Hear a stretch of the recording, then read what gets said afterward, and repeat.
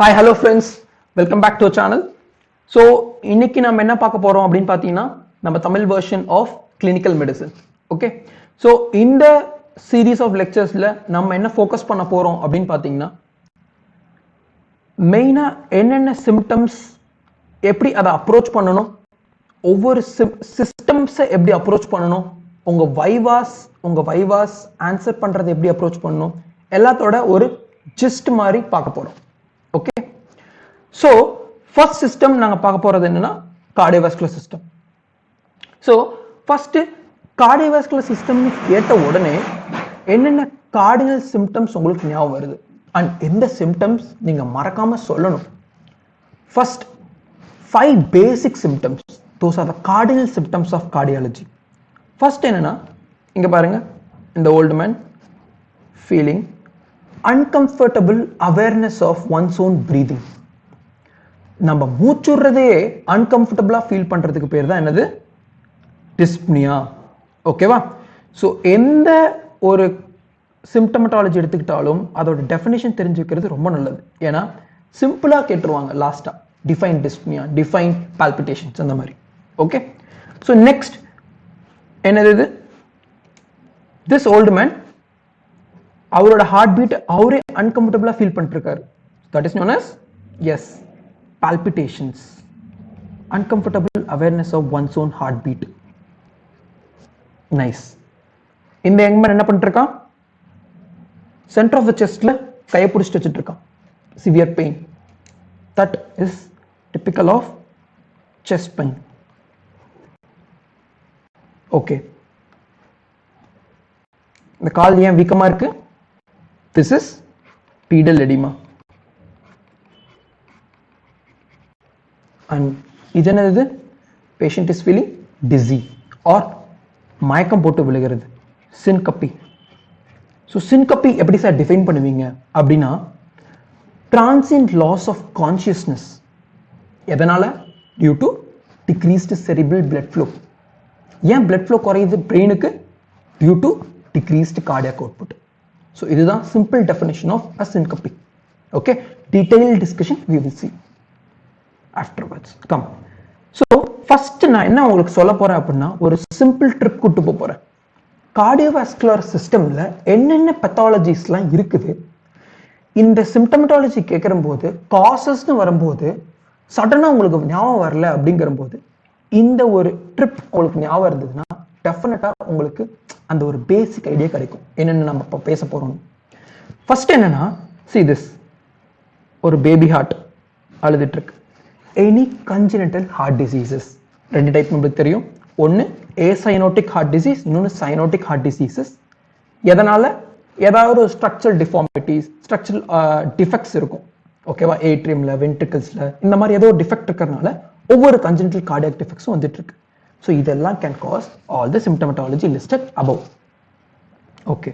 Next என்னது, next பாருங்க. So அது வந்து சைல்ட்ஹுட் ஹிஸ்டரிலாம் இருக்கும். இது என்னன்னு பாருங்க, இது வந்து ஒரு ஹார்ட்டோட பிக்சர், லெஃப்ட் ஹார்ட்டோட பிக்சர். இது லெஃப்ட் ஏட்ரியம், இது லெஃப்ட் வென்ட்ரிக்கல், இது அயோட்டாவோட பிக்சர். ஓகேவா? ஸோ இது மைட்ரல் வால்வ் அண்ட் இது அயோட்டிக் வால்வ். சி இந்த லெக்சர்ஸ் எல்லாமே ஃபர்ஸ்ட் இயர்ஸ்ல இருந்து கொஞ்சம் எல்லாருக்குமே புரியுற மாதிரி பேசிக்ஸ்ல இருந்து ஸ்டார்ட் பண்ணிருக்கோம். ஸோ டைம் கன்சியூமிங் நினைக்காதீங்க, கான்சன்ட்ரேட் பண்ண பாருங்க, உங்களுக்கு ஃபண்டமெண்டல்ஸ் ரியலி நல்லா புரியும். ஸோ ஃபர்ஸ்ட் என்ன ஆயிட்டு இருக்குன்னு பாரு, இது வந்து மயோகார்டியல் ஏரியா. ஓகே. இந்த myocardium can be affected by 2 reasons. ஒன்று வெளியில இருந்து ஏதாவது ஒன்று காஸ் பண்றதுனால மயோகார்டியம் அஃபெக்ட் ஆகுது. இன்னொன்று இன்ட்ரின்சிக் பெத்தாலஜி வித் இந்த மயோகார்டியம். அப்படின்னா மயோகார்டியம்லேயே ஏதோ ப்ராப்ளம், அதனால பெத்தாலஜி வருது. அந்த மாதிரி வந்துச்சுன்னா அதுக்கு பேர் தான் என்னது, கார்டியோ மயோபதிஸ். கேள்விப்பட்டிருப்பீங்க கார்டியோ மயோபதின்னு. இன்ட்ரின்சிக் டிஃபெக்ட் வித் இந்த மயோகார்டியம் causing this cardiomyopathy. எக்ஸ்ட்ரின்சிக்னா பிளட் ஃப்ளோ கம்மியா இருக்கலாம், இல்ல ஏதோ இன்ஃபெக்ஷன்ஸா இருக்கலாம், செப்சிஸா இருக்கலாம், இதெல்லாம் காஸ் பண்ணுவோம். ஸோ அப்படி வரும்போது என்னெல்லாம் சார் வரலாம் அப்படின்னா, பிளட் ஃப்ளோ கம்மியாகுதுன்னா என்ன அர்த்தம், any block in the arteries, atherosclerosis. So like or angina. ஆன்ஜைனாவே உனக்கு ரொம்ப நேரம் இருந்துகிட்டே இருந்தது அப்படின்னா that will reduce the blood supply for long time to the heart. Heart மசில்ஸ்லாம் கொஞ்சம் கொஞ்சமாக செத்து போய் அதோட கார்டியாக் பயோமார்க்கர்ஸ்லாம் blood ரிலீஸ் ஆக ஆரம்பிக்கும். So at that time we call it as myocardial infarction. அப்புறம் இன்ஃபெக்ஷன் சொன்னா மயோகார்டியம் இன்ஃபெக்ஷன் ஆகுது. So myocarditis. ஓகே, ஸோ இதெல்லாம் எக்ஸ்ட்ரின்சிக் டு மயோகார்டியம், வெளியிருந்து மயோகார்டியம் போட்டு தாக்குதுங்க. நெக்ஸ்ட் இன்ட்ரின்சிக் மயோகார்டியம் என்ன சொன்னோம்? கார்டியோமயோபதிஸ். என்னென்ன கார்டியோமயோபதி? வா, ஃபர்ஸ்ட் என்ன ஆகுதுன்னா, normal myocardium is getting weakened. Week ஆகிட்டே போகுது. ஏன்னா அந்த ஸ்ட்ரக்சரல் டிஃபெக்ட் இருக்குது, அங்கே ஒரு ஜெனட்டிக் மியூட்டேஷன்ஸால பார்த்தீங்கன்னா அந்த myocardium is getting weakened and weakened and thinned out. So myocardium is getting ballooned out. Thinning and ballooning of myocardium. இவ்வளோ தின்னா இருக்கிறதுனால this known as dilated cardiomyopathy. So இந்த மயோகார்டியமால கண்ட்ராக்ட் பண்ணி எல்லா பிளட்டையும் பம்ப் பண்ண முடியுமா? No. So systolic dysfunction is happening. அதாவது சிஸ்டோல்னா என்ன? கண்ட்ராக்ஷன். அப்போ ஒழுங்கா பிளட் ஃப்ளோ கொடுக்க முடியல. ஓகே, டிசிஎம்பி. நெக்ஸ்ட் என்ன அப்படின்னா, இங்க பார், septum is getting hypertrophied. இந்த மயோகார்டியல் பேத்தாலஜில septum hypertrophy ஆகி இந்த ventricular cavity பார்க்க எப்படி இருக்கு? ஒரு பனானா மாதிரி இருக்கு. Banana shaped ventricular cavity is seen due to asymmetric hypertrophy of the septum, which is known as hypertrophic obstructive cardiomyopathy. Details எல்லாம் நம்ம பார்ப்போம். ஓகேவா? ஸோ இது ஒன்று தெரிஞ்சுக்கணும் நீங்க. நெக்ஸ்ட் என்னன்னா, அடுத்த கார்டியோமயோபதி என்ன சார் அப்படின்னா, மயோகார்டியம்குள்ளேயே ஏதோ ஒரு infiltration like glycogen storage disease, haemochromatosis, இந்த மாதிரி ஏதோ ஒரு ஸ்டோரேஜ் டிசார்டர் உள்ள போய் இந்த மயோகார்டியமை ஸ்டிஃபண்ட் ஆக்கிறது, ஸ்டிஃப் ஆக்கிறது, கெட்டி ஆக்கிறது. அதாவது மயோகார்டியம் அழகாக ரிலாக்ஸ் ஆகி பிளட்டை வாங்க முடியல. எங்கிருந்து வாங்க முடியல? ஏட்ரியம் கிட்ட இருந்து வாங்க முடியல பிளட்டை. ஸோ ரிலாக்ஸ் பண்ண முடியல. Diastolic dysfunction. Okay, diastolic dysfunction. This type of cardiomyopathy is known as, it is restricted to relax. So restrictive cardiomyopathy. Okay va? So these are the cardiomyopathies. Next என்ன அப்படின்னு பார்த்தீங்கன்னா, see the heart confused ஆகி கிடக்குது பார். ஏன்னா என்னைக்குமே ஒரு electrical activity வரணும் ஹார்ட்ல, followed by it should stimulate the myocardium and the myocardium should contract. Muscular activity வரும். ஸோ இந்த ப்ராசஸ்ல ஏதாவது ஒரு ப்ராப்ளம் நடந்தது அப்படின்னா we call it as arrhythmias. Arrhythmias, we know electrical activity spreads from SA node, இது SA node, AV node to Purkinje fibers, bundle of Purkinje fibers to myocardium. ஓகேவா? So இந்த ப்ராசஸ்ல ஏதாவது அப்நார்மாலிட்டி நடந்தது அப்படின்னா we call it as arrhythmias. So arrhythmias சிம்பிளா எப்படி sir define பண்ணுவீங்க அப்படின்னா, any problem in rate or rhythm disturbance or conduction disturbance. Okay, அது ஹார்ட் ரேட் இன்க்ரீஸ் ஆகும் இருக்கலாம், டிக்ரீஸ் ஆகும். டாக்கியாரித்மியாஸ், பிராடியாரித்மியாஸ் ரெண்டுமே வர சான்ஸ் இருக்கு. இதை தான் நம்ம அரைத்மியாஸ் அப்படிங்கிறோம். ஸோ அரைத்மியாஸ் ஆகும்போது வேற வேற போர்ஷன்ஸ் ஆஃப் ஹார்ட் டிஃப்ரெண்ட் டைம்ஸ்ல கண்ட்ராக்ட் ஆகிட்டு இருக்கும். ஸோ எஃபெக்டிவ் கண்ட்ராக்ஷன் இருக்காது. ஸோ கார்டியாக் அவுட்புட் எஃபெக்டிவா இருக்காது. எஃபெக்டிவா இல்லை அப்படின்னா உனக்கு அந்த பேசிக் பத்தாலஜிஸ்லாம் வர ஆரம்பிக்கும். என்னது? சின்கப்பி, கார்டினல் சிம்டம்ஸ்லாம் வர ஆரம்பிக்கும். ஓகேவா? அப்புறம் சின்ஸ் ஹார்ட் ரேட் இன்க்ரீஸ் ஆகிட்டே போயிட்டு இருக்கனால அந்த பால்பிட்டேஷன்ஸ்ங்கிறது ரொம்ப காமனாக இருக்கும் அரைத்மியாஸ்ல. ஓகே, நெக்ஸ்ட் வேற என்ன டிசீஸ் இருக்கு sir? Valvular pathologies. Okay, mitral valve. இப்போ நான் சொல்றதெல்லாம் மைட்ரல் வால்வ் சொல்றேன் அப்படின்னா அது அப்படியே ட்ரைகுஸ்பிட் வால்வுக்கு பொருந்தும் ரைட் ஹார்ட்ல. ஓகேவா?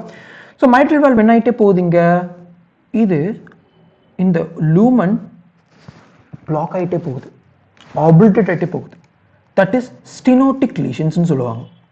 ஸ்டினோசிஸ் அப்படின்னா பிளாக். த வால்வ் காண்ட் ஓப்பன் ப்ராப்பர்லி. இது ரீகர்ஜிடேஷன் அப்படின்னா வால்வ் காண்ட் க்ளோஸ் ப்ராப்பர்லி அப்படிம்பாங்க. எப்படி சார் அப்படின்னா, இங்க பாரு, ஸ்டினோட்டிக் லீஷன்ஸ் இருக்கும்போது, மைட்ரல் ஸ்டினோசிஸ் இருக்கும்போது எது ரொம்ப கண்ட்ராக்ட் பண்ணி பிளட் பம்ப் பண்ணும்? கீழே லெஃப்ட் ஏட்ரியம் பயங்கரமா ஃபோர்ஸ்ஃபுல்லா கண்ட்ராக்ட் பண்ண வேண்டியது இருக்கும்.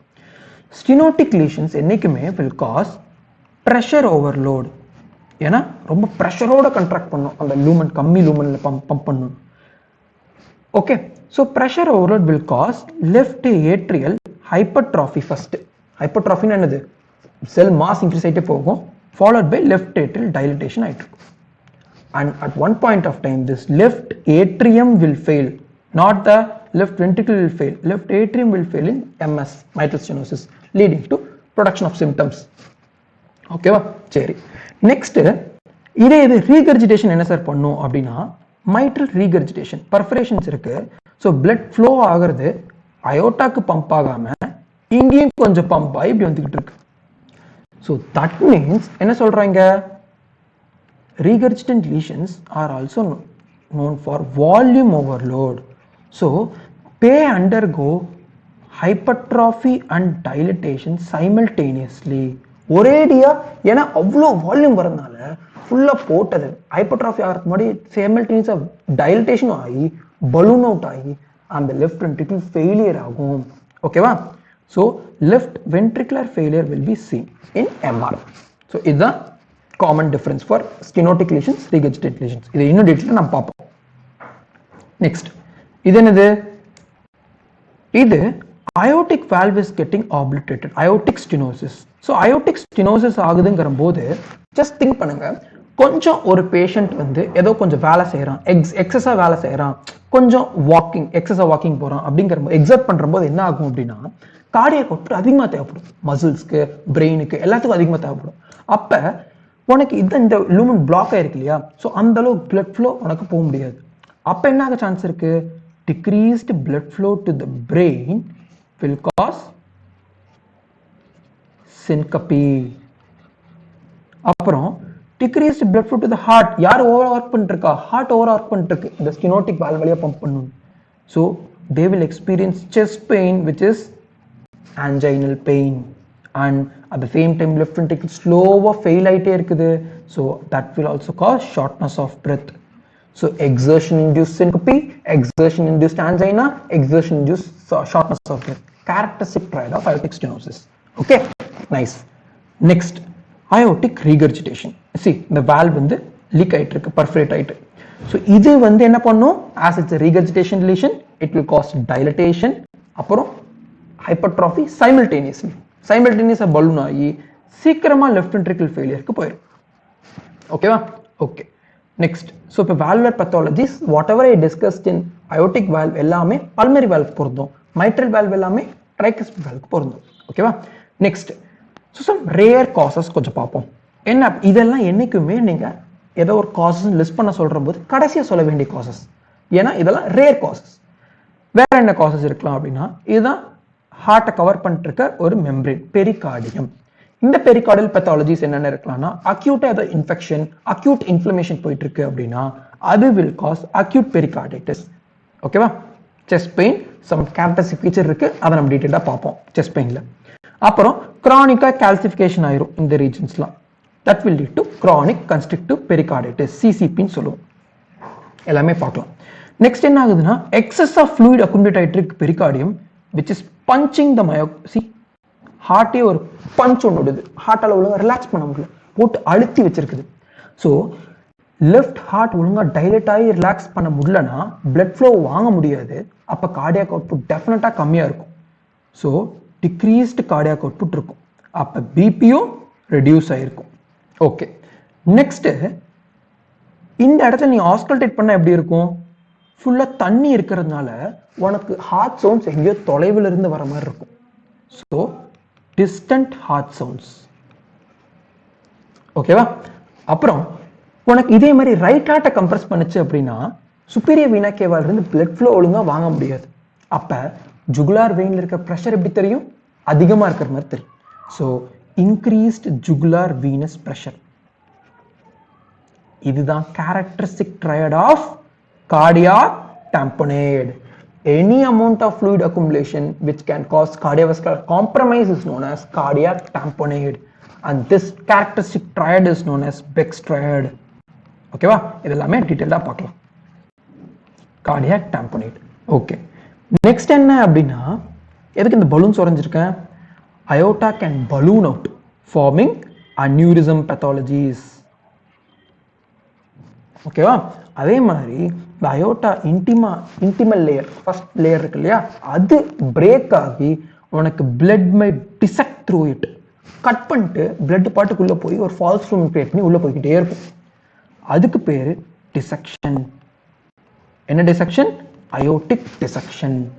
ஸோ இது எல்லாமே கேரக்டரிஸ்டிக்கா எல்லா கார்டினல் சிம்டம்ஸ் ப்ரொடியூஸ் பண்ணுமா அப்படின்னா இல்லை, டிஃப்ரெண்ட் காம்பினேஷன்ஸ்ல ப்ரொடியூஸ் பண்ணும். அப்புறம் இது இல்லாம நிறைய சிம்டம்ஸ் இருக்கு. ஸோ சார் இந்த சிம்டம்ஸ்லாம் நான் எப்படி கேட்கணும், எப்படி அப்ரோச் பண்ணணும், என்னென்ன சிக்னிஃபிகன்ஸ் இருக்கு?